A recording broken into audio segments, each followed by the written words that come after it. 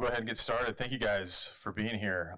Welcome to our latest and last event of the academic year.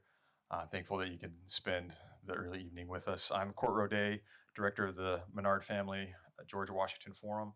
I want to thank the Menard family for making these events possible, and also the many other people that contribute to our mission, including Cameron Dunbar, our program coordinator, OU Event Services, and Brandon Logan, who provides our videography. I also want to give a huge thank you to Dr. Andrew Wilkins, who is our postdoc scholar in history. You might not know this, but part of our programming, we do a biweekly reading group with our undergraduate fellows, and he curated our reading list this semester, helped us get an immersion into political economy of the Scottish Enlightenment. And it was intense, and I think I might have enjoyed it the most of all, feeling like I was back in grad school. I learned a lot, and a huge thank you to him. He's always willing to give feedback and bounce ideas off of him and things like that. So a huge thank you. So we read, give you an idea what we were doing, we read Machiavelli, Hobbes, Mandeville, Andrew Fletcher, which I know a lot of experts in this area may not have even heard of Andrew Fletcher. So David Hume and the major works of Adam Smith. So Wealth of Nations, Theory of Moral Sentiments, and Lectures on Jurisprudence. So all of this fits in well with the overall theme of our work this academic year and tonight's talk. It's a fitting close to our speaker series, and one of the themes this year was to explore political economy in the spirit of those scholars I just mentioned. And we reflected on the role of the state from different perspectives. We considered the causes of economic prosperity alongside the meaning of human action and human interaction in society. And so some of the questions we looked at, so for instance, if, as Adam Smith indicates in The Wealth of Nations, we strive to better our condition, does that strictly mean material well-being? Is a utilitarian or a consequentialist framework the appropriate one to understand how we make decisions under that premise? And why do we naturally have a concern for what is good and what is bad, and how do these concerns shape us in our interactions with other people? So tonight our guest, we're very lucky to have Dr. Brianne Wolf of Michigan State University with us. Her current project explores how liberalism and commercial society affect our moral judgment and the meaningful moral relationships we form with each other. So there's an obvious concern that individualism grows in a society that lacks a single vision of the common good, and her work emphasizes taste as a solution to the ill effects of modernity. So for instance, faction, individualism, and value determined only by the market. And she shows that it works in parallel with the development of moral judgment. So Dr. Wolf holds a PhD and MA in political science from University of Wisconsin-Madison, an MA in social sciences from the University of Chicago, and a BA in political theory and constitutional democracy from the James Madison College of Public Affairs at Michigan State University, where, as I mentioned, she is currently an assistant professor and director of the political economy minor. So please help me welcome Dr. Wolf to George Washington Forum.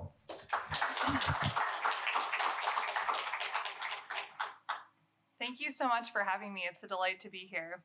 So my talk today, as you can see, is titled Beyond Rights and Price, Liberalism with Taste. And this is part of my book project. And in the book project, my goal is not to dismiss the crucial role that rights and price play in the history of liberalism and today, but to argue that often defenses of liberalism focus on these achievements to the detriment of the normative aspects of liberalism, and indeed also to the detriment of fulfilling the goals of markets and political rights.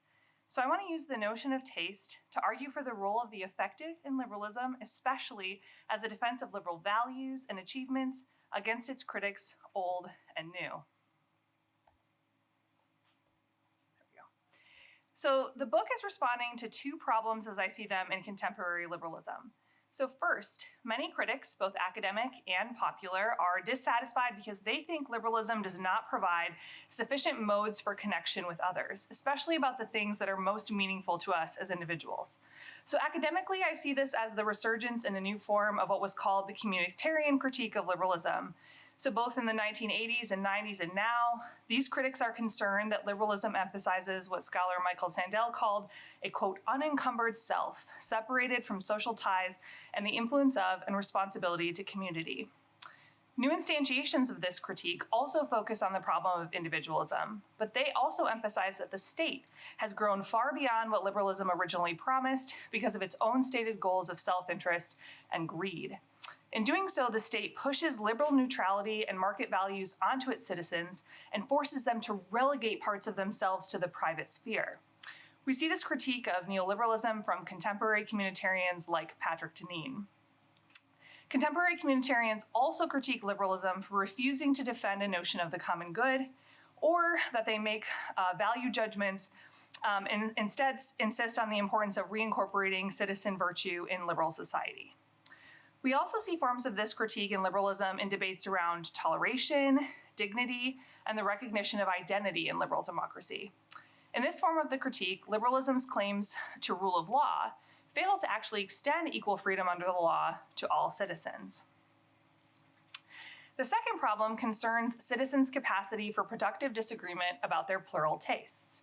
So as in the first problem, liberalism points to its foundation in neutrality and its emphasis on pluralism, but citizens within liberal democracies are dissatisfied with the liberal stance that there is no accounting for taste, or no accounting for the common good, or that all goods are merely individual. We see several signs of an inability to process these disagreements when we examine examples of taste gone wrong in a liberal society. As a 2018 op-ed in the New York Times titled "America's Never-Ending Culture War" puts it, quote, "The harsh divisions among Americans since 1968 have largely endured. They are rooted in profound disagreements based on culture and creeds that are impervious to compromise," end quote. So incidents in this so-called culture war often make the news. For example, concerning the symbolism of art, especially regarding depictions of religious figures or the corporate sponsorship of specific art pieces. In music, songs become controversial when they advocate for the rights of specific groups or express racist sentiments. And in literature, conflict occurs over the banning of so-called offensive books. There is also cancel culture, which annuls both individuals who violate norms of liberal justice and companies who violate the cultural values of specific groups.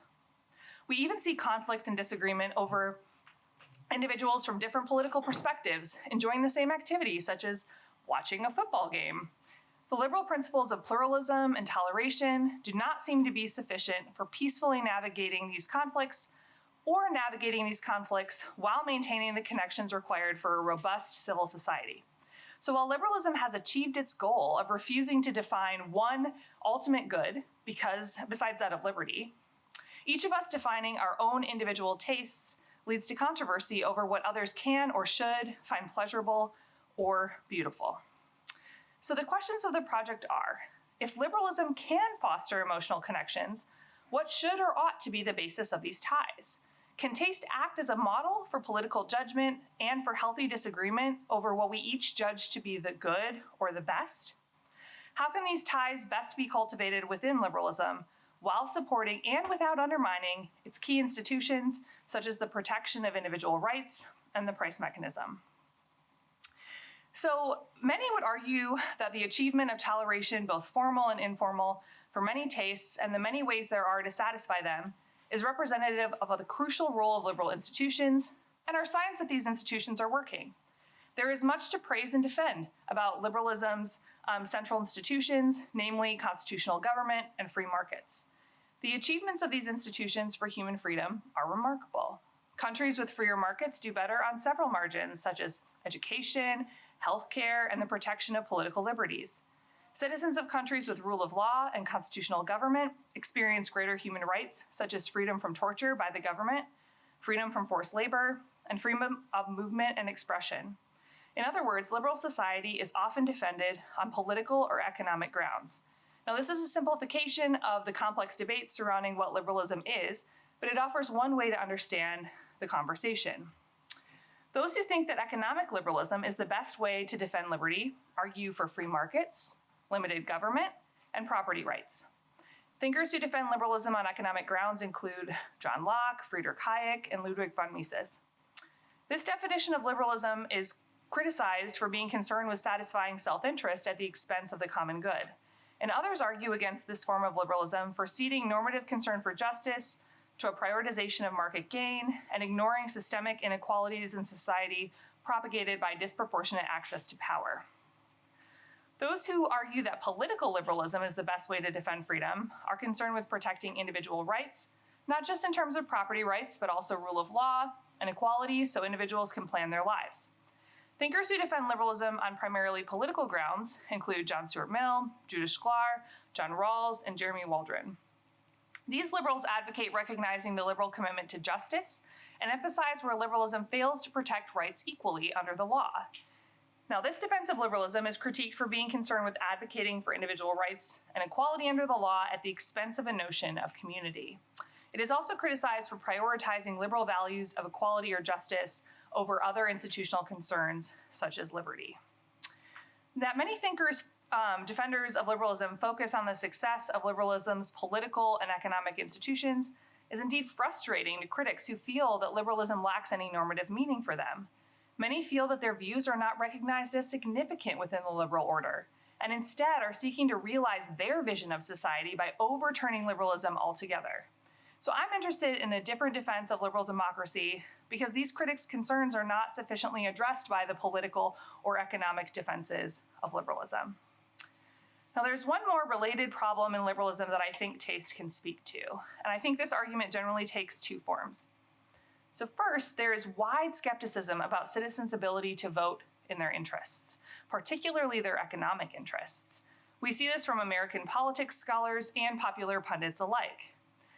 The second form of the argument concerns those who think that public policy can and should nudge citizens in particular directions because they can't be trusted to make good decisions for themselves and for the public good.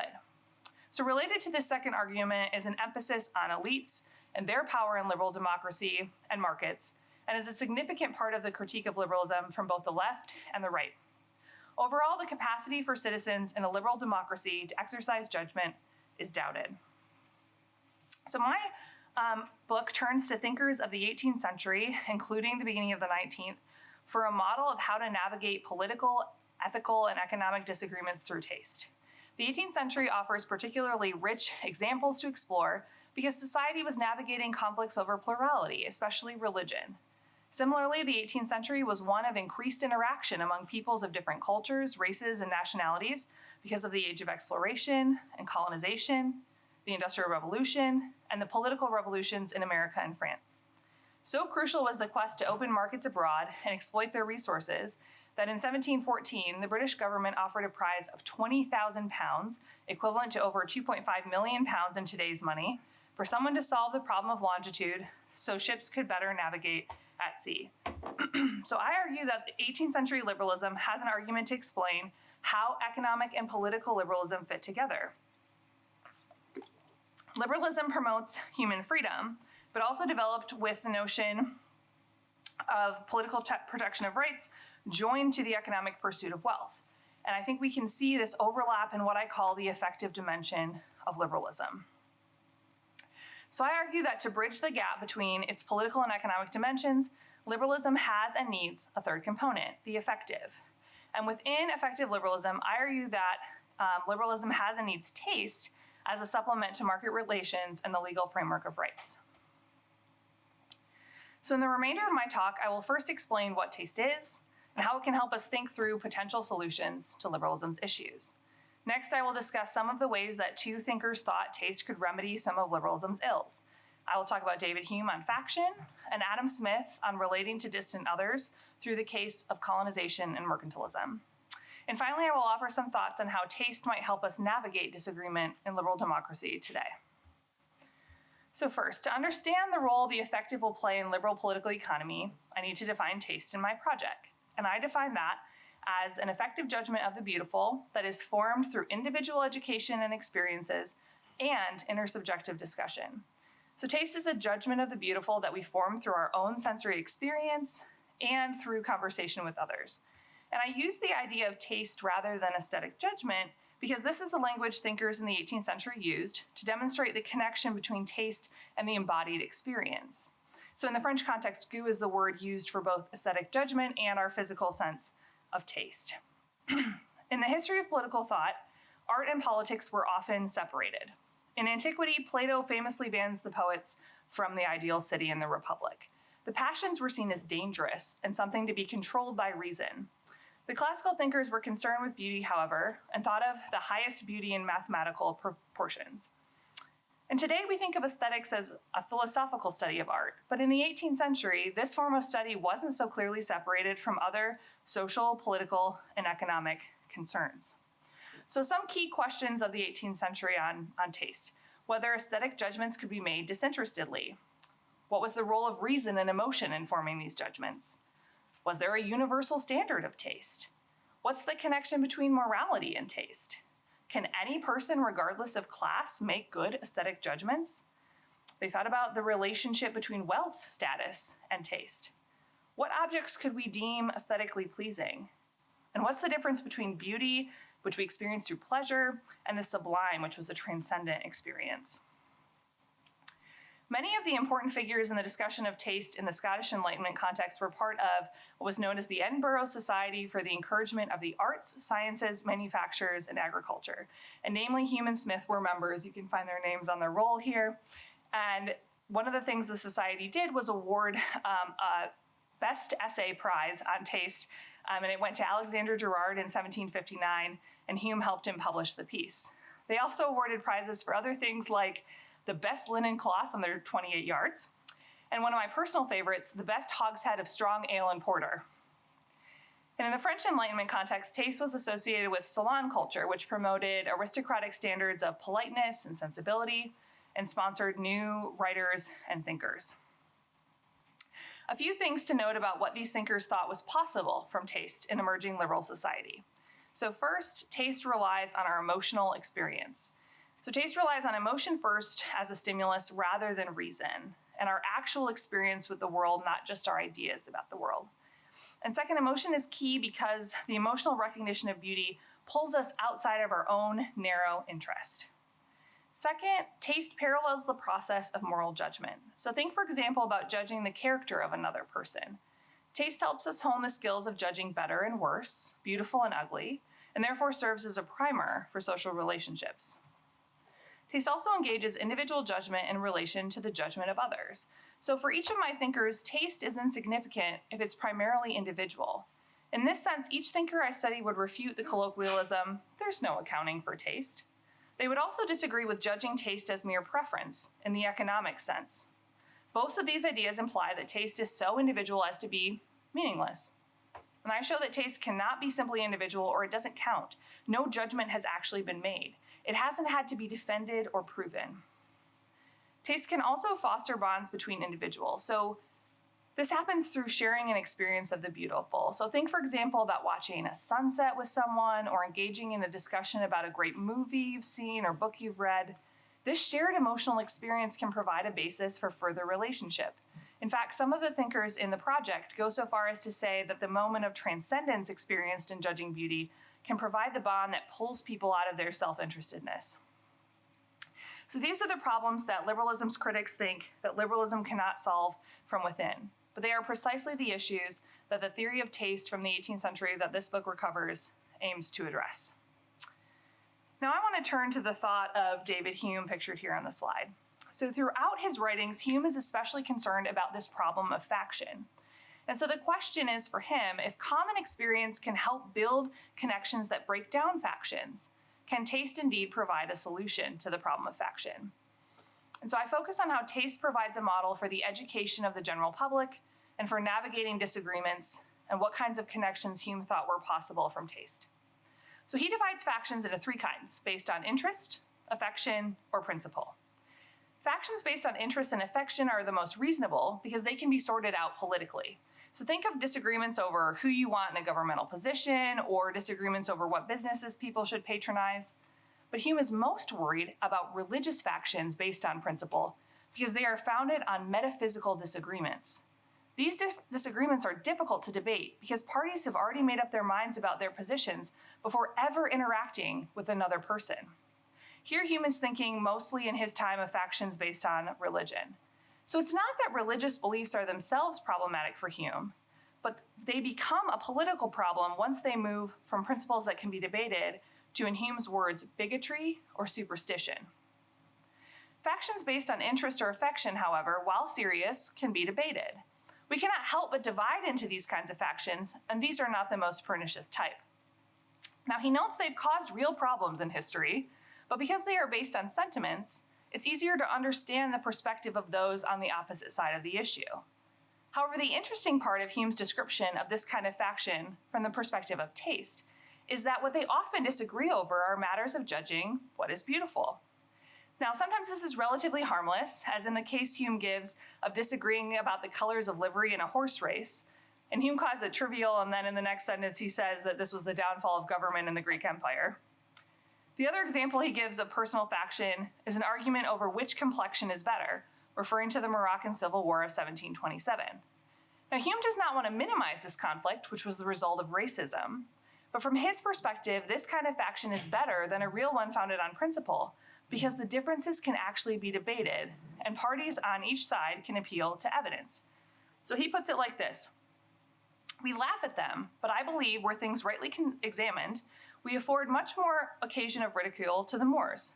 For what were all the wars of religion which have prevailed in the polite and knowing part of the world? They are certainly more absurd than the Moorish civil wars. The difference of complexion is a sensible and a real difference, but the controversy about an article of faith, which is utterly absurd and unintelligible, is not a difference in sentiment, end quote.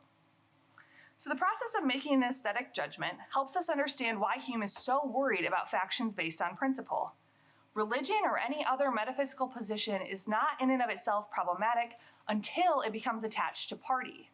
So in discussing the fallout from the English Civil War and its aftermath in 1680, Hume writes, quote, though theological principles, when set in opposition to passions, have often small influence on mankind in general, still less on princes, yet when they become symbols of faction and marks of party distinctions, they concur with one of the strongest passions in the human frame, and are then capable of carrying men to the greatest extremities. Hume gives a metaphor of a highway that is so broad that parties passing each other going east and west, respectively, should not have to interact with one another. However, when there are disagreements based on principle, he argues, quote, two men cannot so easily pass, such is the nature of the human mind, that it always lays hold on every mind that approaches it, and as it is wonderfully fortified by a unanimity of sentiments, so it is shocked and disturbed by any contrariety, end quote. For Hume, we can't help but argue our position. One might think that individuals could agree to disagree on unsolvable differences of principle, but Hume argues that human beings rarely leave these matters at the level of a difference of ideas. So factions based on principle afford no opportunity to build rules and conventions with fellow citizens. They avoid by necessity acknowledging that other perspectives have any validity at all. It is not simply Hume's skepticism that makes him dismissive of religious factions. Taste helps us see that Hume thinks these factions are problematic because they defy our natural proclivity to share our sentiments with one another. With these kinds of disagreements that turn political, we forget how to productively interact with our fellow human beings. Hume gives several examples of how unthinking adherence to religious principles erodes civility and the basic sentiments that allow individuals to cooperate in civil society. So in an example from his work, The History of England, when he's discussing the period of the French Wars of Religion between French Catholics and Protestants called the Huguenots from 1562 to 1598, he writes the following. Wherever the Huguenots prevailed, the images were broken, the altars pillaged, the churches demolished, the monasteries consumed with fire. Where success attended the Catholics, they burned the Bibles, rebaptized the infants, constrained married persons to pass anew through the nuptial ceremony, and plunder, desolation, and bloodshed attended equally the triumph of both parties. The Parliament of Paris itself, the seat of law and justice, instead of employing its authority to compose these fatal quarrels, published an edict by which it put the sword into the hands of the enraged multitude and empowered the Catholics everywhere to massacre the Huguenots.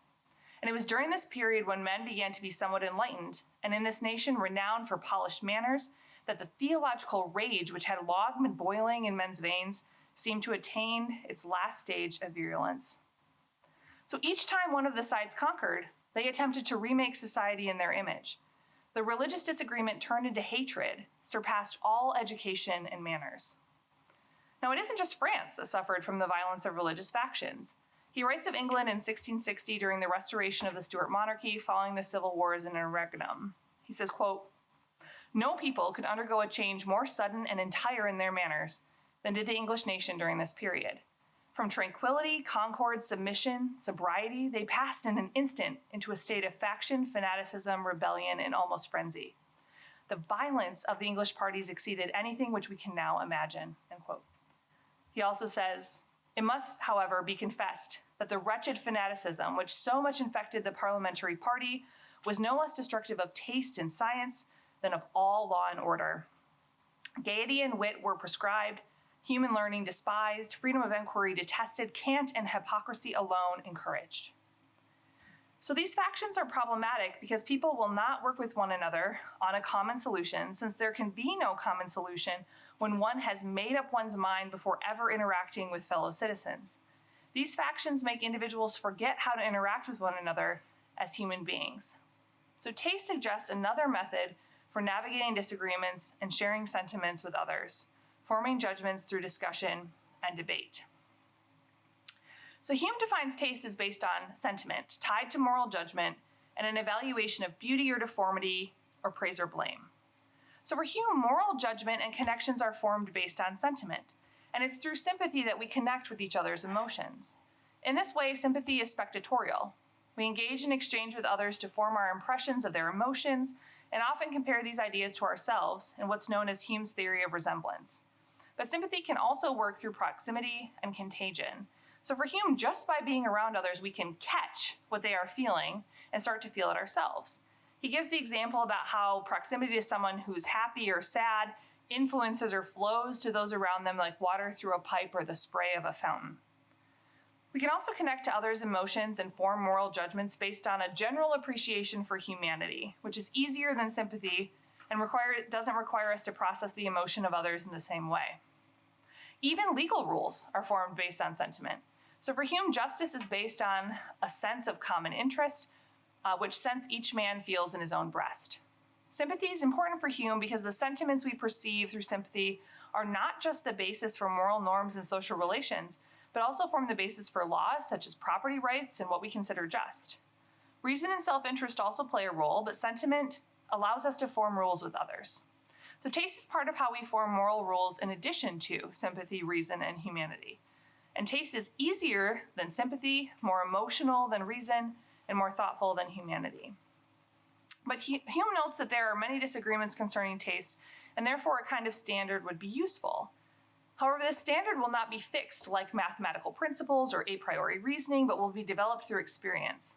So Hume compares having good taste to having a kind of organ that is sensitive to degrees of beauty. He explains, a good palate is not tried by strong flavors, but by a mixture of small ingredients. In like manner, a quick and acute perception of beauty and deformity must be the perfection of our mental taste. So just as a good palate is tried by small, barely perceptible flavors like the differences between a Merlot and a Bordeaux, wine is indeed a favorite example of Hume and Smith's, as we'll see, Hume argues that mental taste must be able to perceive small differences in beauty and deformity.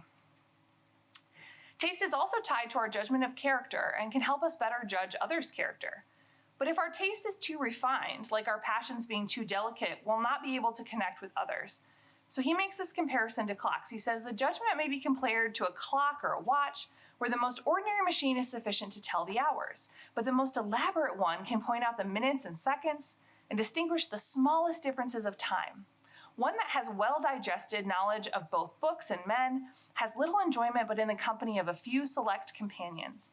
He feels too sensibly how much all the rest of mankind falls short of all the notions which he has entertained. So for Hume, if our taste is too particular, we become too particular about the company we keep and who we can connect with. However, taste can also help check overly delicate passions. Because taste helps us exercise something like proper moral judgment, it allows us to not be too hasty or sensitive in our estimation of others' character. Hume explains, quote, I am persuaded that nothing is so proper to cure us of this delicacy of passion as the cultivating of that higher and more refined taste, which enables us to judge of the characters of men, of compositions of genius, and of the productions of the nobler arts. Taste can also help provide a solution for factions and delicate passions by providing a method to find the standard of taste or to educate ourselves on taste. So Hume tells a story from Don Quixote to outline a process for making good judgments of taste. He thinks everyday objects can provide common experiences for judgment between individuals. So Hume uses the story of a debate over the gustatory taste of wine, I told you wine's a favorite example, and having good aesthetic judgment in Don Quixote. So two men taste wine from a hogshead and describe its merit to critics of the wine. One decides that the wine is good, but can taste a little bit of leather. The other also said that wine is of good quality, but he can taste some iron. Hume finishes the story saying, "But who laughed in the end? On emptying the hogshead, there was found at the bottom an old key with a leathern thong tied to it." So Hume uses this story to explain how to justify a judgment of taste. It was easy to prove to the critics that the wine was not flawed after showing them the physical iron and leather key at the bottom of the hogshead. It was also easy to adjudicate the different taste of Sancho's two kinsmen for leather and iron in the wine because they had material proof. However, Hume argues that it is less easy to navigate differences of taste in matters of morality, politics, and art. But a similar method can be applied.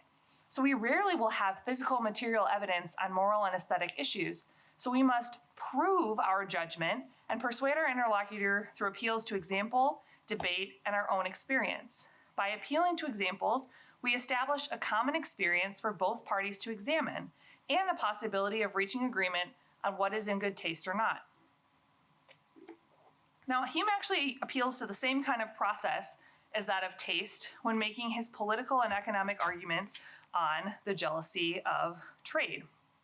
So Hume says the following: "Our jealousy and hatred of France are without bounds. There are few Englishmen who would not think their country absolutely ruined were French wines sold in England so cheap and in such abundance as to supplant in some measure all ale and homebrewed liquors. But would we lay aside prejudice, it would not be difficult to prove that nothing could be more innocent, perhaps advantageous. Each new acre of vineyard planted in France, in order to supply England with wine, would make it requisite for the French to take the produce of an English acre, sown in wheat or barley, in order to subsist themselves, and it is evidence that we should thereby get command of the better commodity." So for Hume, national affections and biases should not regulate trade principles, but instead examples and self-interest should apply.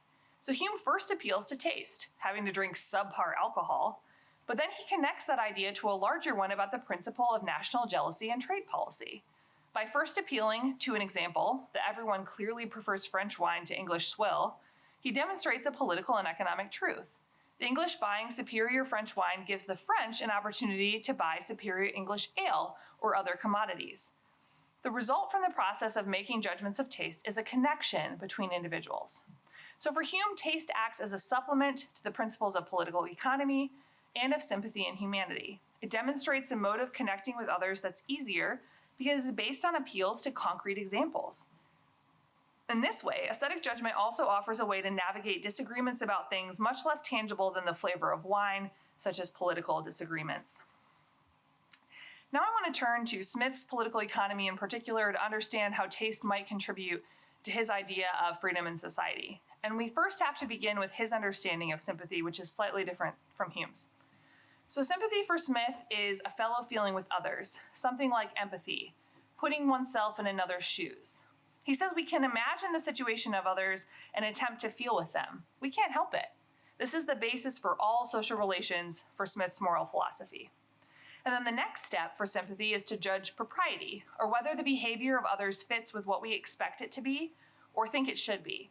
So Smith thinks we bring the emotions of another home to ourselves and determine whether or not they're appropriate. And this is the basis for moral judgment. So he gives an example of someone laughing too loudly and too long at a joke. We've all been in a group where that happened. Everyone sort of looks at each other, and we deem that reaction inappropriate in that situation. And then the last step is that we actually judge our own behavior in accordance with whether or not others sympathize with us. We develop a kind of conscience, or what Smith will call the impartial spectator, who is an imaginative construct that acts as an objective observer, viewing our behavior, who happens to know all the context and facts, and then determines what appropriate behavior would be in a given context. We moderate our behavior based on what real spectators, the people around us, think about our behavior, how they react to us, as well as to how this internal guide, kind of our conscience, views our behavior. So through multiple interactions in society, we begin to understand how others view us, and how we ought to change our behavior. Though sympathy can provide so many benefits for social life and political economy, it's limited. Smith says it's limited by our physical and cultural spaces, our familiarity with others, our emotional connection to others, and even our social status. Scholars have called this limitation Smith's circles of sympathy. So the idea here is that the person we know best and can sympathize with most easily is ourselves. And then as we go further out in the circle, it becomes harder. Our family and friends, our acquaintances, coworkers, people from our nation. But we're still close with them in some ways. So think about international events like the Olympics or seeing someone from your home country if you've traveled abroad. And then finally, strangers or the rest of the world is the outside of the circle. So the less familiar we are with people, the harder it is to sympathize with them because we can't imagine their situation or their context to understand their actions because their experience is unfamiliar to us. So, for example, it's much easier to sympathize with a family member or a friend when someone they love has died than to sympathize with victims of a natural disaster in some distant country far away from us. This makes sense. It's hard to put ourselves in another's shoes when we aren't familiar with their situation. But for Smith, this limited sympathy is perfectly natural. The limited extent of sympathy is concerning and difficult to accept in our age when we have to, much more than in Smith's time, interact with others who are geographically distant from us. Or we have to interact with those within our own society who seem culturally or materially distant. Even in Smith's time, as trade was becoming global, he was disturbed by the limits of sympathy because he saw it as the essential thing as the basis of our moral life. So in this way, Smith offers some solutions to the problem of sympathy. So one is the market. It can engage our self-interest in the well-being of others. Because we have to work with others to get what we want, we are interested in the situation of people that we wouldn't otherwise be interested in. He also talks about general rules of morality. So kind of like rule of law, these rules limit our tendency to overvalue ourselves and to act in our interest against others. He also talks about standards of justice. So for him, standards of justice in every society should be negative, meaning that we're free to act as long as we don't harm others. But though justice for Smith can and should be enforced by the law, he also thinks it acts as kind of an innate force within us that checks our behavior. So one avenue that Smith discusses but hasn't been much explored as a potential solution to the problem of extending sympathy across distance is taste. So the question then for Smith is, can aesthetic appreciation bridge this sympathetic gap in Smith's account? And if so, what are the effects on Smithian political economy? So taste for Smith is the admiration and recognition of beauty. And this occurs especially when we think something fits well or is precisely suited to its object. Our emotions are engaged when we experience aesthetic pleasure at anything that approximates order, whether that is the order of nature or man-made skill. I always think here about those BuzzFeed articles where everything's perfectly lined up or a piece of fruit is cut perfectly. You know these articles? Yeah. So Smith gives some examples: a picture, a poem, a philosophical system, or something in nature like a mountain or a plain. We get immense pleasure from order because our mind is at rest, it's tranquil. It's why for Smith we pursue science and philosophy so we can understand the world and make it seem orderly to us. It is also why we might pursue political economy. So taste does a number of things in Smith's theory. First, it draws individuals outside of themselves. Smith notes that taste creates a source of connection between individuals through what he says is a, quote, correspondence of sentiments because of a shared discussion of an object. It's different than sympathy because the thing being discussed is not tied to our personal experience or moral character. So you might think about looking at a beautiful lake with someone else or discussing the latest Netflix original you both saw. He also thinks taste can overcome issues of disagreement. So Smith gives an example comparing taste and sympathy. He notes that if you were to tell someone that a family member passed away or that you lost a job, or let's say you got a bad grade on an exam from Professor Rodet, and the person refused to sympathize with you, they acted indifferent to your situation, you would not be able to continue associating with that person. Smith puts it, if you have no fellow feeling for the misfortunes I have met with, we can no longer converse upon these subjects. We become intolerable to one another. However, individuals can disagree about objects of taste and continue to associate. They can agree to disagree. Smith's example is systems of philosophy. If we don't agree in our views on philosophy, we can continue to associate in other ways. Our emotions aren't involved to the degree that is required to sympathize with another individual. Smith explains, though your judgments in matters of speculation, your sentiments in matters of taste are quite opposite to mine, I can easily overlook this opposition, and if I have any degree of temper, I may still find some entertainment in your conversation, even upon those very objects. So objects of taste can be discussed objectively because they stand apart from what intimately affects us, and so this can be a starting point for associating with others. Taste is also not subject to spatiotemporal limitations. So judging an object of beauty does not require being able to imaginatively enter into the context of another like sympathy requires. So taste actually depends on not being personally involved or expecting an exact copy of reality in order for it to please. Aesthetic pleasure, in fact, relies on difference from reality. We enjoy figuring out how a piece of art differs from what is real. Smith tells us, the eye even of an unskillful spectator immediately discerns in some measure how it is that a certain modification of figure in statuary and of brighter and darker colors in painting can represent with so much truth and vivacity the actions, passions, and behavior of men, as well as a great variety of other objects. We wonder and are amazed at the effect, and we are pleased ourselves and happy to find that we can comprehend in some measure how that effect is produced. Sympathy, on the other hand, brings us happiness and social concord when it achieves a correspondence of sentiments. The goal of sympathy is mutual sympathy where we both understand one another.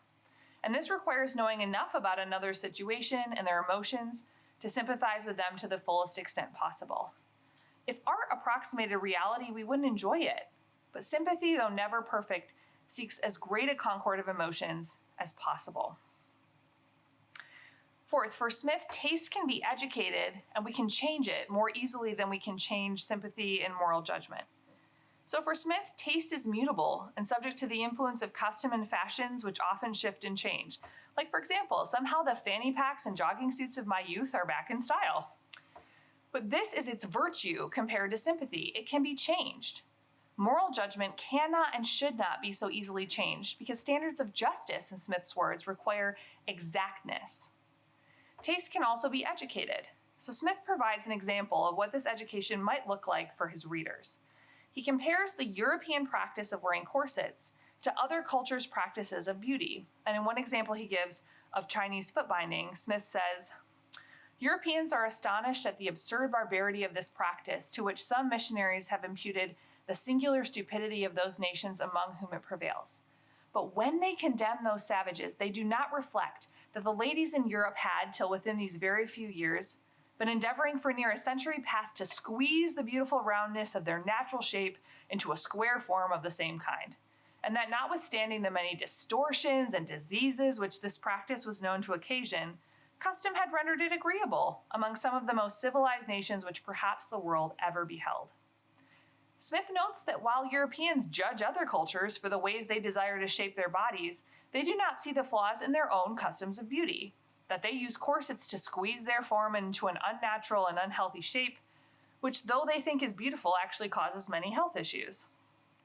So the implication of Smith's example is that beauty need not be restricted by the particular customs of particular places. We can be taught to see beauty beyond our specific context. Smith wants to shock his readers out of their complacency and thinking that their standard of beauty is best simply because it belongs to their culture's fashion.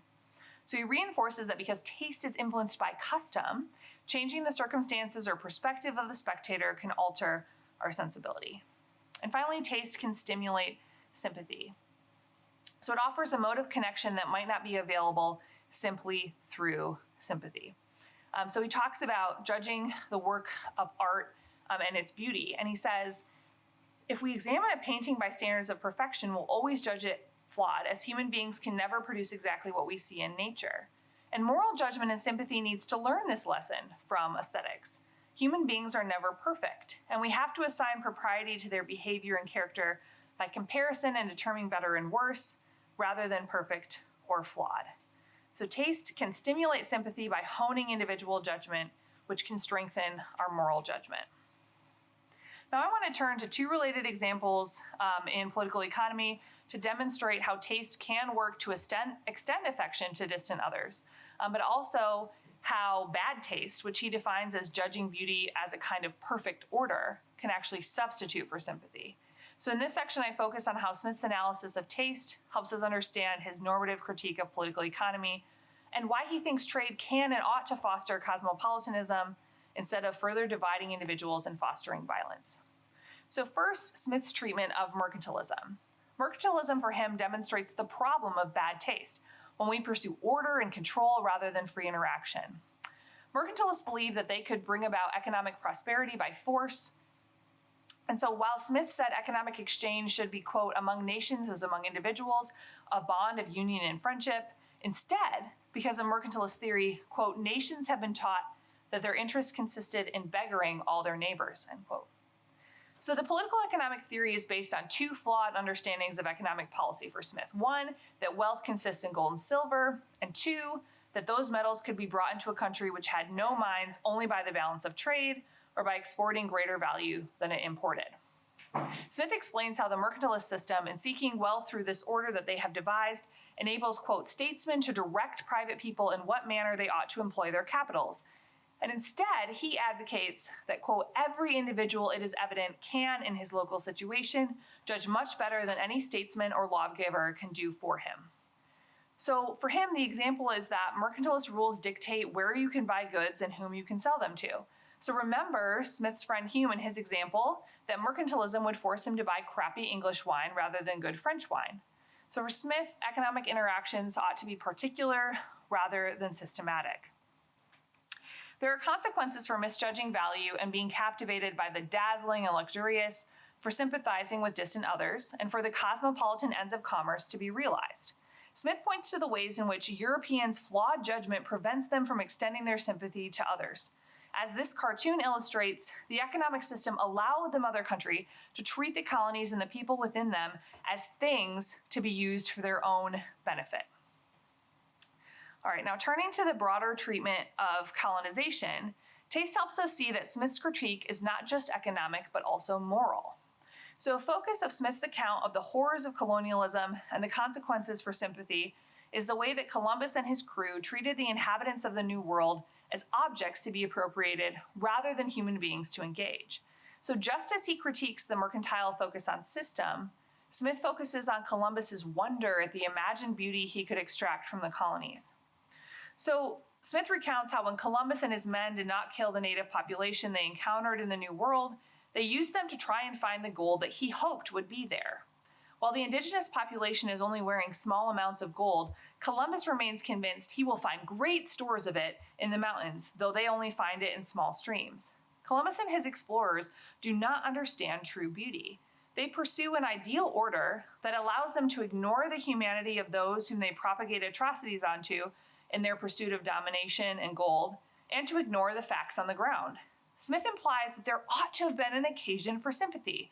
If the explorers had sympathized with these people, they might have been prevented from seeking gold in vain, and they might have pursued free trade instead of plunder. Smith continues his story noting that when Columbus returns to Europe, he tries to sell the Spanish court on his vision of the colonies providing immense wealth. Smith says he had found only little fillets of gold and some cotton, but the rest were mere objects of vulgar wonder and curiosity, some reeds of an extraordinary size, some birds of a very beautiful plumage, and some stuffed skins of the huge alligator and manatee, all of which were preceded by 6 or 7 of the wretched natives whose singular color and appearance added greatly to the novelty of the show. Columbus treats colonies as objects that played a role in a larger vision of perfection and order. Columbus and the others on the voyages to the New World did not view the people there as people to sympathize with, but as radically different others, as unique as all the objects, like plant and animal life, that they had never seen before. He presents them to the court as mere novelties at which to wonder. Aesthetic categories were often employed at this time to scientifically justify racism and dehumanization. So in the most famous 18th century example, Johann Friedrich Blumenbach created a typology of skulls, arranging them from least to most beautiful. And the colonizers do something similar in Smith's account. They admire the natives as objects to use and abuse. So turning from the indigenous population to the European emigrants, Smith argues that defending the American colonies is expensive, and so Britain should give up the colonies and allow them to be full citizens. However, Smith argues that Britain won't do this, despite the actual economic benefits, because Britain enjoys the order and perfection it thinks it gets from possessing the colonies. The system of mercantilism that captivates the politicians is not as ordered as they imagine. So while he certainly argues that Britain benefits from monopoly trade, Smith argues they could have even greater gains if they open trade. Second, he argues that the mercantilism benefits the parties who are colluding with government more than the general population.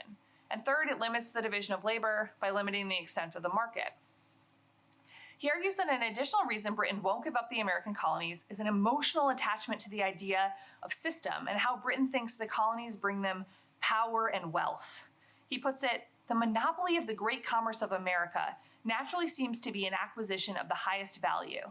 To the undiscerning eye of giddy ambition, it naturally presents itself amidst the confused scramble of politics and war as a very dazzling object to fight for.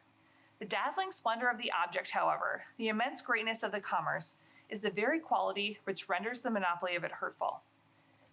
So like Columbus, Britain behaves like an economic man who is focused on gaining wealth and is captivated by the beauty of his plan to do so. He does not take into account the normative consequences of his policies. Proper aesthetic judgment would require seeing that the colonies can never be perfectly ordered according to a political plan, and would demonstrate the disorder that comes from economic manipulation. Now, this is not to say that for Smith, if the colonizers had proper aesthetic judgment, they could colonize more efficiently. Proper aesthetic judgment requires seeing the evil of colonization and engaging in free trade, which offers opportunities to work with distant others. The result of corrupt taste is again removing the possibility of sympathizing with others. The colonized in America have the potential to be great allies of Britain, Smith says, or her greatest enemies. Because they are denied representation with their countrymen, Britain is fostering hatred rather than friendship. And we actually have evidence from a letter with Hume that Smith delayed writing the publication of Wealth of Nations because he was waiting to see what would happen in the American Revolution. And Hume's like, get on with it already, you've been done. And so he publishes it in 1776. So in the pursuit of wealth, Britain is focused on the beauty of order rather than the kind of order that can emerge by fostering connections. Now, Smith gives one example of how taste is expanded through the colonial market and demonstrates how free trade could foster and expand the potentialities of taste. And this is in his book 4, and guess what? It's an example about wine again. Smith presents an example of a colonial product from the Portuguese island of Madeira that influences European practices, Madeira wine. He explains how Madeira wine was able to slip past the British monopoly on wine exports because its trade was not restricted. The free trade of this good made it very popular in the Americas and West Indies. And Smith shows two things in this example. First, an economic lesson like we might expect from Wealth of Nations, that free trade moves goods better than trade limited by monopoly. But he also demonstrates the power of a foreign good to change the fashion through exchange. Madeira wine opened the door for sympathetic relationships between foreign nations because now they shared a common interest, a taste for this wine. So there's much that taste can do for Hume and Smith, but they're both pragmatic, and taste is not meant to be a perfect project or the only solution to liberalism's ills. For Smith, taste should not replace sympathy. For Smith, we cannot judge another human being by the same standards we would, in his words, commend a chest of drawers. Instead, Smith suggests that, quote, it is in particular instances only that the propriety or impropriety, the merit or demerit of action is very obvious and discernible. The distance required to make an aesthetic judgment can be beneficial because it allows us to connect with a distant other, but it cannot replace the particular connection that's possible through fellow feeling. So taste best serves a liberal society when it acts as an impetus to sympathy. So taste is only one component that can help combat problematic aspects of liberalism, but liberalism needs many components in order to avoid its potential pitfalls. For Hume, taste might not be completely effective against religious factions, since those are the most dangerous kinds of factions where individuals' ideas are predetermined before any empirical experience or evidence. He explains, quote, the same good sense that directs men in the ordinary occurrences of life is not hearkened to in religious matters, which are supposed to be placed altogether above the cognizance of human reason.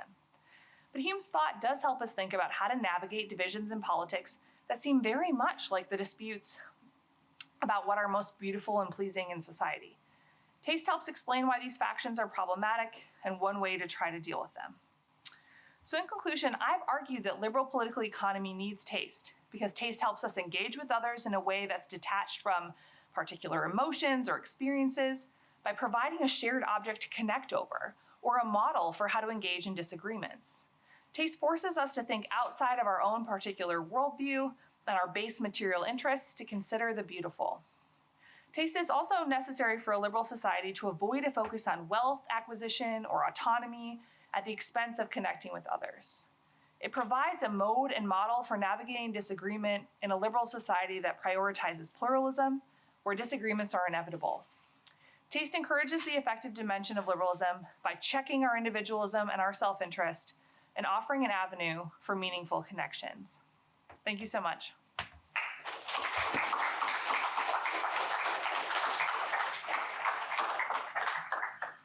Dr. Wolf, we have time for 2 or 3 questions. I want to thank you for this talk. There's a lot of things to talk about. I want to emphasize a point that you brought up but didn't really focus on, which is that taste is not one-sidedly subjective. There's a subjective element, but like you say, it's not just subjective. There's more to it for these guys. A quick comment that might be useful if you give this talk again or for your book. Right after you talked about the American Revolution, you talked about Madeira. Famously, Thomas Jefferson drinks a glass of Madeira after the Declaration of Independence is ratified by the Continental Congress. So it might be a little excellent. I did not interesting know that, point. Perfect example, yeah. I wanted to ask 2 questions. One's a bit of a softball, the other's not. So feel free to just answer the first one. But the first is, how do you think taste is connected to Smith in particular's broader program? In particular, I think of one of my favorite lines in The Wealth of Nations, where as a matter of fact, as we all know, Irish prostitutes are the most attractive in all of London. Therefore, we know that potatoes have a very good ratio of nutrition to work. That's a very interesting kind of argument he's making. I'm wondering what you see taste playing into that. The second is, I really agree with your genealogy of what taste is doing here, but you brought up 2 things that's interesting and shows that other similar approaches to taste have gone in very different political directions. The first, you talk about taste as kind of overcoming our subjectivity or our individual subjectivity, and this is a really big deal for Schopenhauer, who comes up with a non-politics of politics. But also you use the word embodied taste, and I agree it's embodied for the Scottish Enlightenment, but embodied is a really Heideggerian word, and Heidegger also takes the aesthetic thing in a very different political direction that I assume most people in this room wouldn't support. So what makes taste liberal, and what distinguishes liberal taste from this non-liberal and anti-liberal taste? Yeah, great.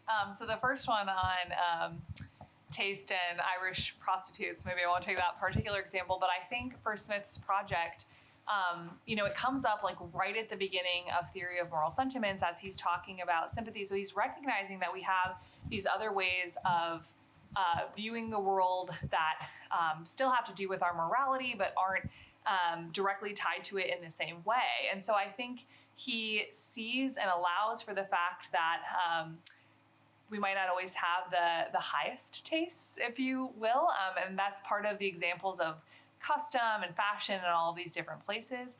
But he also sees the way in which we can use that as a kind of building block to hone our judgment in various ways. So I think he operates with it on several levels, and I think the example that you're giving is a level about sort of custom and sort of what people like in a kind of basic way, and then he also deals with it in a more sophisticated way about these higher notions. On the second question, I think taste can certainly be a liberal in a bunch of ways, and I think Smith, part of the role of that example is that a lot of times what he's outlining is what doesn't look like liberal taste at all. Like, I like these beautiful things. I'm going to treat them as objects. I'm going to appropriate them. I'm going to use them in all of these kinds of ways. And so I think they, and Hume too in some ways as well, they're trying to outline sort of as a cautionary tale for us ways in which taste or aesthetic judgment has an immense power over our psyche in ways. Smith's borderline obsessed with things of order and the way in which that can completely capture our imagination. I didn't have time for it in this particular talk, but he has a discussion of systematic thinking and the ways in which that can overtake politics. So I think those are the things that they would outline as a liberal taste, ways in which we use it as forms of control over other people.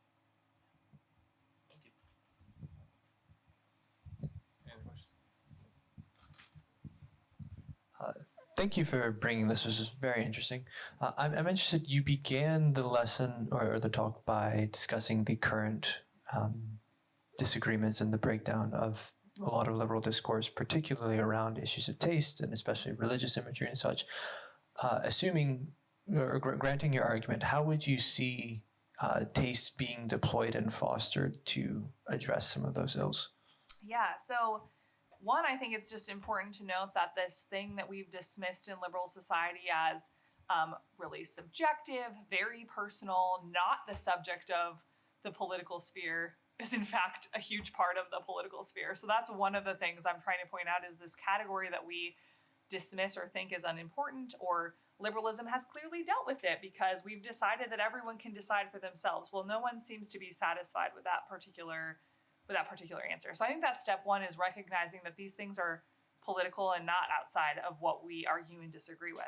And then I think there's lessons in all the different chapters, but for Hume and Smith particularly, Hume is trying to show us that if how we characterize those arguments is that I am right, I have decided I'm right, and there's no room for discussion, even though we've put it in the political sphere, we've taken the politics out of it in some way, which politics is always about negotiating perspectives and power, especially in a democracy. So the Humean lesson is sort of when we're talking about these things, we have to adopt a mode where we're talking about it as something that can actually be discussed and not something we've decided before we bring it into the political sphere.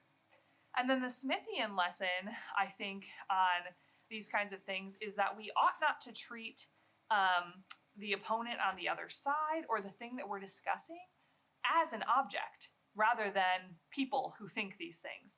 And so I think what Smith is trying to show us is that in some ways, I mean, this is anachronistic, he doesn't know what we're doing in the 21st century, but if we're applying Smith to these questions, he is showing us the ways in which we have objectified our opponent and forget to engage in emotional exchange with them and sort of think about what their defenses are for why they like this or don't like this. And so I think it's a lesson about how we can bring conversation and disagreement into the political sphere and not to forget that our opponents aren't objects but are people.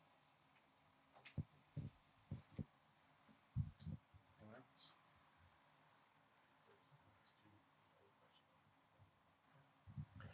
Thanks for this really interesting talk.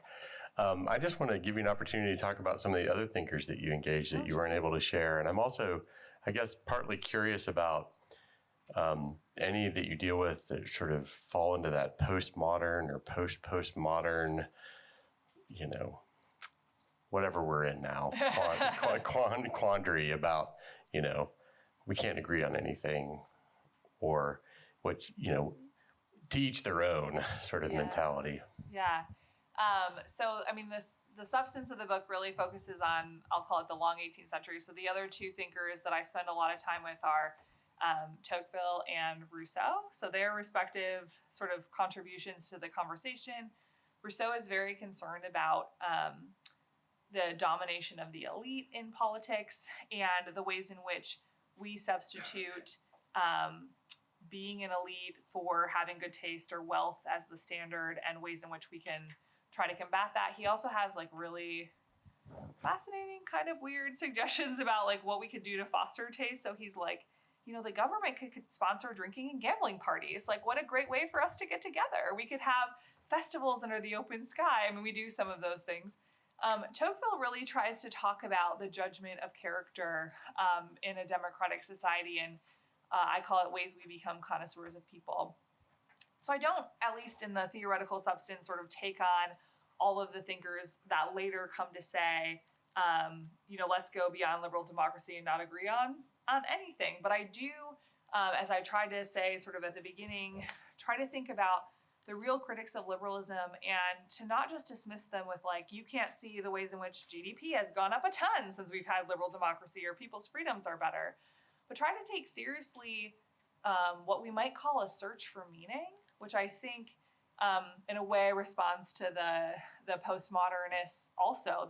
We're not sort of satisfied with the arguments that meaning doesn't matter on many margins. And so I think we see this politically in several ways. And I'm frustrated because I think liberalism does care about meaning and we don't talk about it enough. So that's a kind of answer to your question. Thank you again. One more round of applause for Dr. Wolf. Thank you all so much.